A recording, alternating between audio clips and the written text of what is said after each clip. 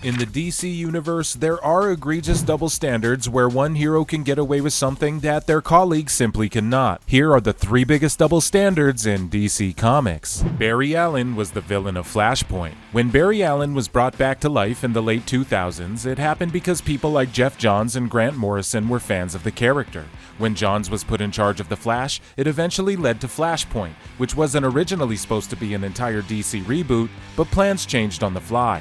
Looking at Flashpoint, and this also sort of applies to the Flash movie, Barry Allen was actually the villain. Allen saving his mother created the broken Flashpoint Earth, which ultimately makes all of the horrors that followed his fault. The story tried to make Reverse Flash the villain, but he didn't really even do anything wrong. Barry was only positioned and championed as the hero because he had fans writing the narrative behind the scenes. Supergirl deserves more respect than Superman. Supergirl and Superman are 2 very different characters, despite having very similar origins. Looking closely at their lives, some would say that Supergirl is actually the more respectable cousin as far as being a Kryptonian. Kal-El was a baby when Krypton was destroyed, and sure, he lost his family and his people, but he didn't actually know them until after the fact. Kara Zor-El was a teenager when Krypton fell, and she had a whole life that was ripped away from her in an instant. Furthermore, Supergirl's rocket was supposed to get to Earth earlier than Superman's, but instead she was lost in space. And on top of all of that, pound for pound, Kara is technically more powerful than her cousin Kal-El.